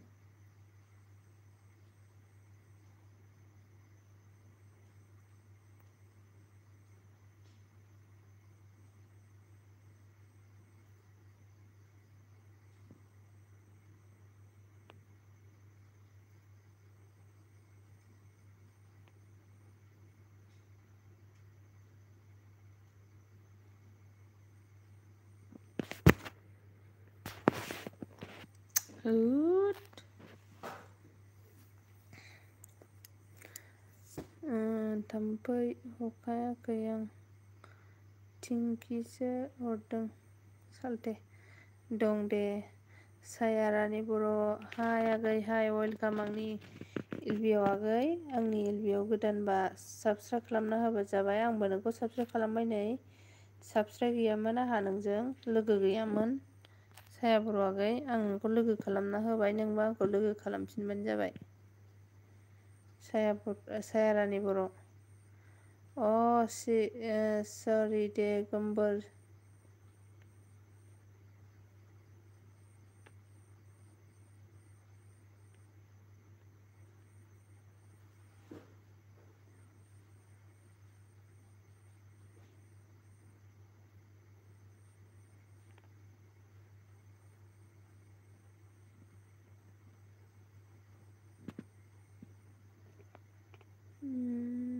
गोसोखौ साफा एफा बोरैबा गोसोना जाबाय माथो आंहा।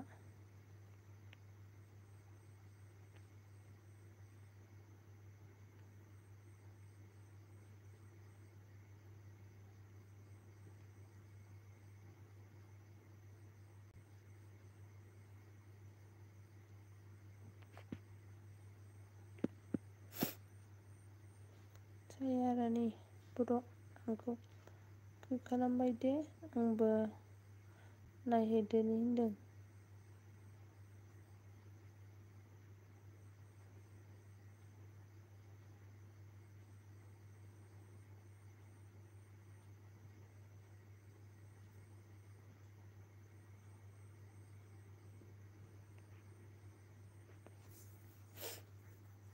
कमेंट किया हूँ। चेक करो दिया हो मैं ज्वाइन किया। गिर रहा?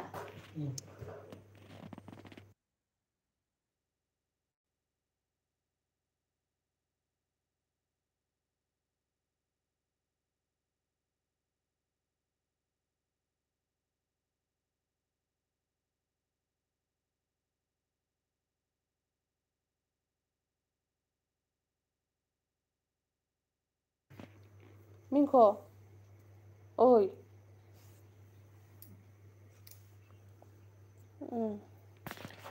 ओके मोगथां बेयो माला सरि सालथे मा जाखो मा होननाय जाखो? थेंक इउ आंनि नोंथांखौबो खालामना होबाय। थेंक इउ आब' नोंनिखौबो खालामनानै होबाय आं। थेंक इउ सायारानि आगै भिडिअफोरखौ दाहाय नायदो आंबो दाहाय नायना होगोन। सालथेया सरि बुङो होनदों। नोंना इयार्सआ बेसे जाखो मनजुलि? आं बुरिबाय 29 रानिं।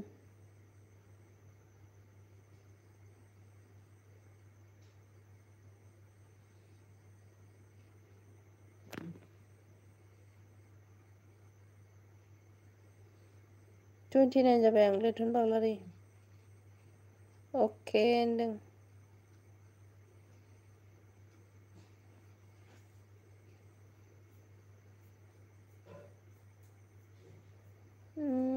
खोनाजायो गिनाया साइलेन्ट खालामबाय आब'आ। खोनाजानो गिना।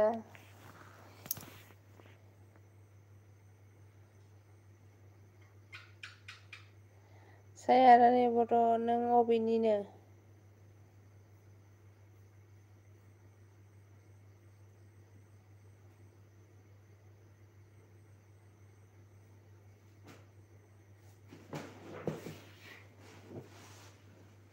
मिनिहरबाय हनै मोनसे जेला हाबफैयो एला मोनसे होनोना नोङो मुसारि थेबखांबासो मोनसे थोनोना ओंखायनोथ' रागा जोङोना आं नोंखौ मानोथो रागा जोङो आंलाय।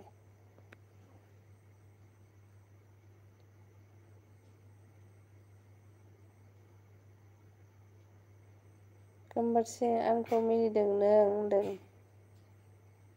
आं बाक्सा जबा थोद हंगार हारसा बाथारबाय आङो। थाङा आं बिजों मुसारि थेबखाबाय। अ बरिया होनदों। सायारानि रिटार्न द इण्डियान आर्मिखौ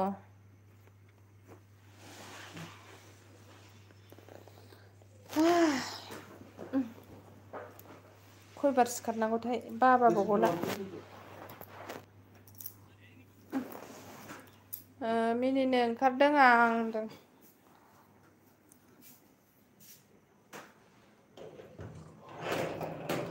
पियारजासुला चेनेलखौ खालामना होनोसै आंनिखौबो खालामना होदो होनदों।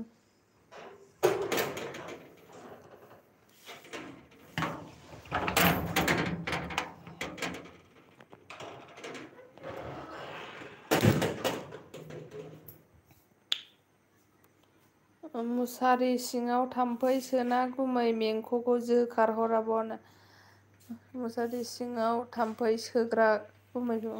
मुसारि एथेबखाबासो खामानि थिनबाय थायो मिथिबायना। ओमफ्राय खनसेनो बुस्थुफोरखौबो लाखाया जिनिसफोरखौ। ओमफ्राय बिखायाबो जेनेबा नों गावथ' लाखाया आंनावथ' बिना मा नांगौ। ओमफ्राय आङो जेला हाबफैखाङो मुसारि एथेबनानै होनबा आंनो उमुक नांगौमोन होनसैलाय। ओमफ्राय बे मोनसेखौ लायखांनानै आं हाबफैबा आंनो उमुक नांगौमोन होनलाय। ओमफ्राय नों बिदिखौ जोङा। जोंनो ओंखारो मोनसे मोनसे थिनो। आरो नै आं दा हाबफैलायबायना दा माबा मोनसे थिनलायगोन बियो। ओमफ्राय रागा जोंबाय आङो। सायारानि बर' नोंनिखौ दहायनो खालामखाबायनो। सायारानि दान रिटार्न बेक होनदों। आंना अननायानो बाराथार सायारानि बर'नो ओंखायनो थाब थाब बानायो। मोजां दा आबौनि खामानिया। मोजां माने जोंबाय आङो बेखौ। एबार इसोर आंनि दख'नाजों माबा खालामजोब्बाय गुंग्राय फुगारजोब्बाय। मासि फाग्ला बेलाय आं नोंखौ नाफाम आं नोंगौ नाफाम नायनोसो नानामसो नानाम बेनांगौ। किरनाया हेल' मंजुलि जी हेल' किरण गार्डन वेलकाम मेरे एलबी में मिनिदों नोंगौ नामा बिनानाव होनदों। सोरखौ होनखो बिनानाव?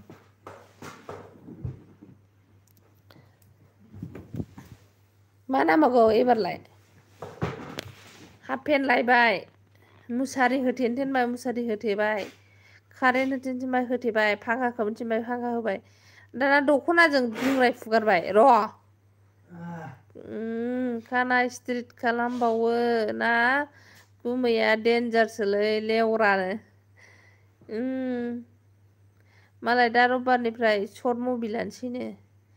किरण गार्डेन डान रिटार्न प्लिज नायबानो जाबाय नोंसोर बयबो। होना नों आंनि उन्दैसो मन्जुलि आंना 34 इयार्स जाबाय। दे होमबालाय आदा होनसै आं थगायदों ना मादोंथाय।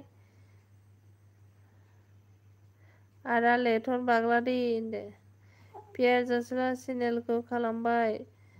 खालामना होदो आंनिबो खालामखांखाबायनो सायारानि दहायनो।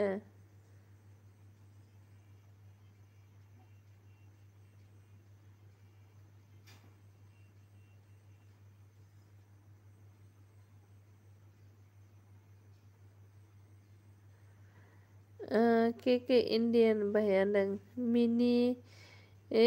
गोमबोरसिं थाब बोराय जागोन नों मिनिबा थाब बोरायोनो होनदों।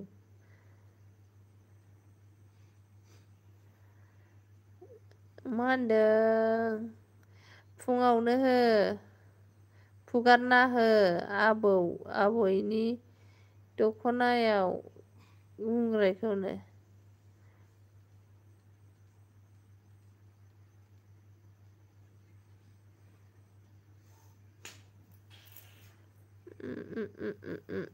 कितने से किया है बोला है।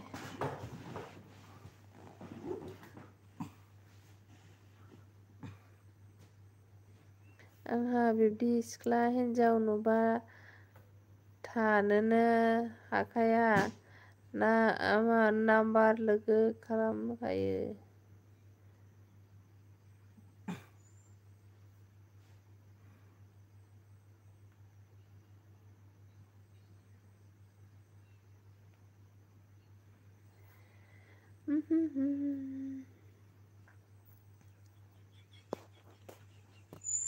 कितने से किया आपने ओके। पियार नोंगौबो थासबियोब्ला आं मिनिला थाब बोरायोबा।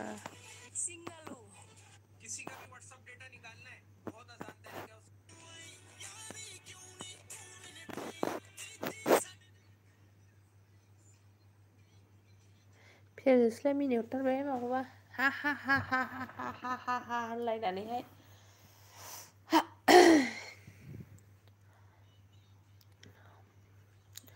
हा हा हा हा हा होनदों। पापा निकली है तो झूठा प्यार झूठा आरो हिनजाव लादोंना लायाखै नों होनो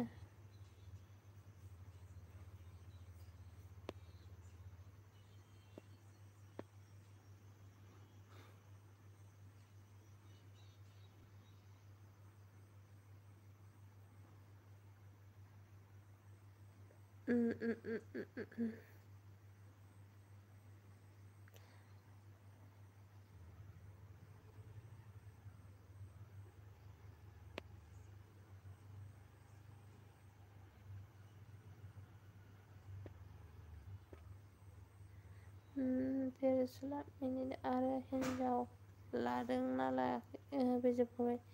प्यार नोंबो थाब थाब फरायगोन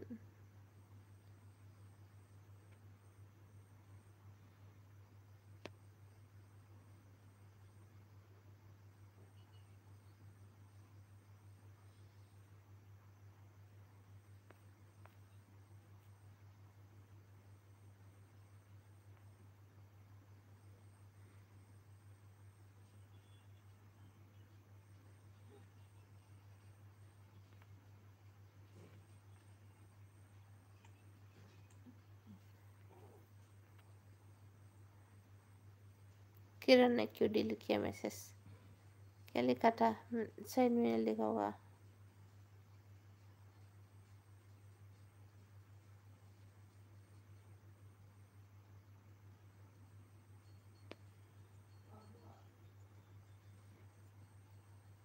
सोर गाबज्रिदों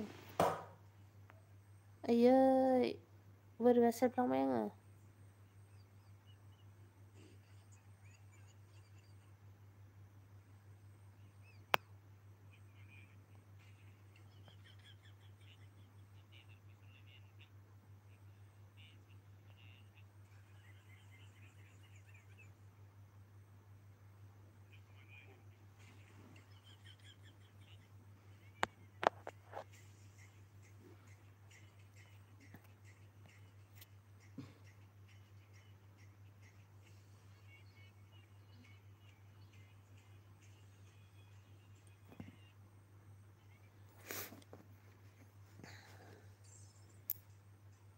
आं बोरैबा डिलीट खालामबाय जायाखिसै सोरबाबा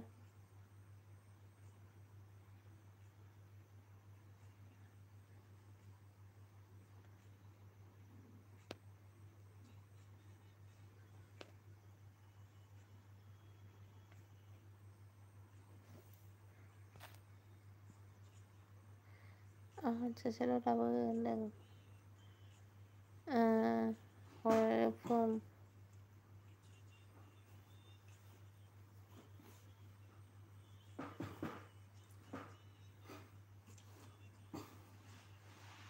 I am up from Uttar Pradesh my progress Manjuli आं 34 years जाबाय मानसिखौ कल करा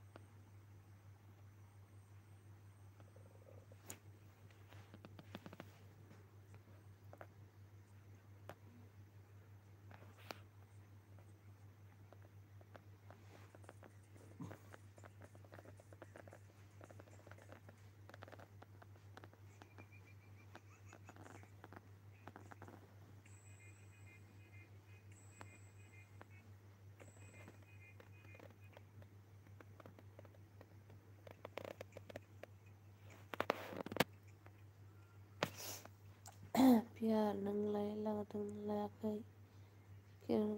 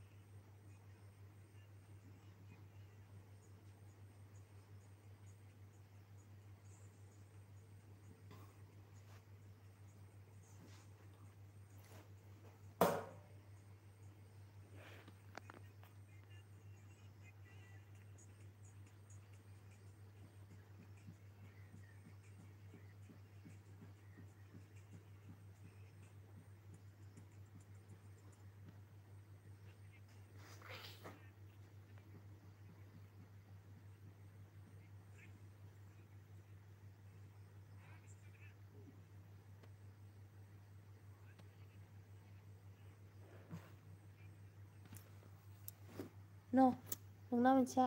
बेंख' प्रदीप बर' फैबाय नै जोंहा हाय प्रदीप बर' वेलकाम ओंखाम जाबाय नामा? औ जाखांबाय।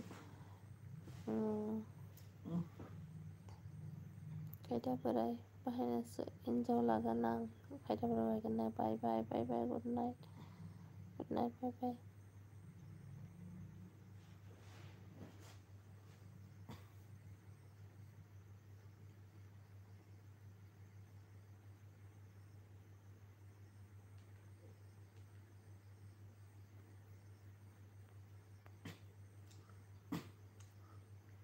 थाम्फैथ' बुथारबायना बबे जिनिसखौ फैबाय था थाम्फैयाबो देन माने आब'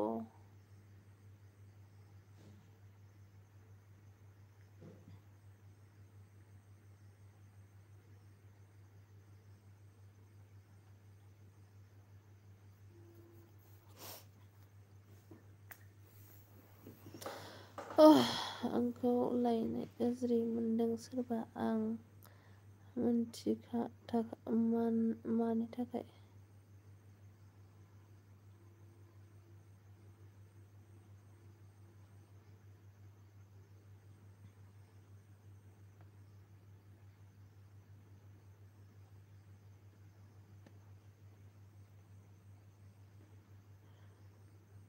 हाबा जाबाय नामा सायारानि बर'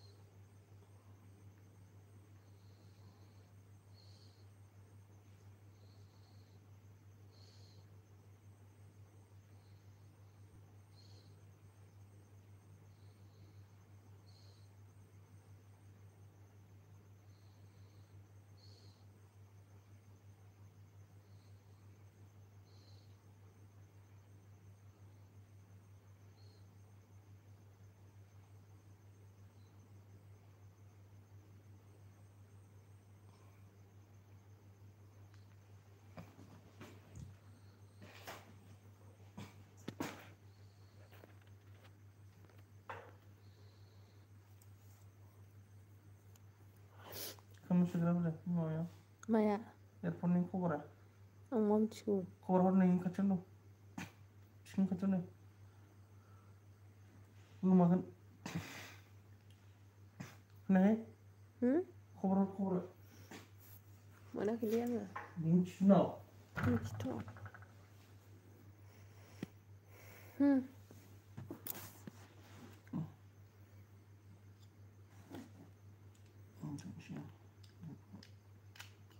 फनफोरा बारा हमनांगौ बारा दं हमनांगौ ए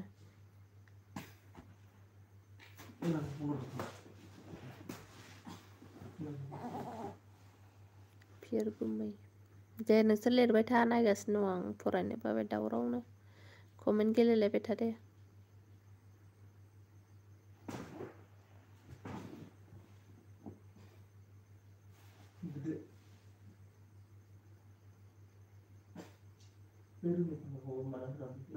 गस्ला गिसि फोरानदों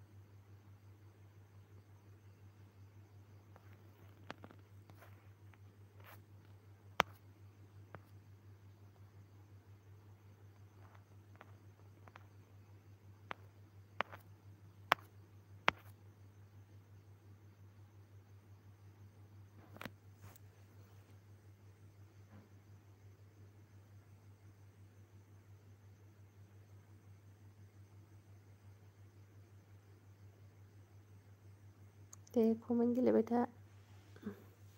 आं नायगासिनो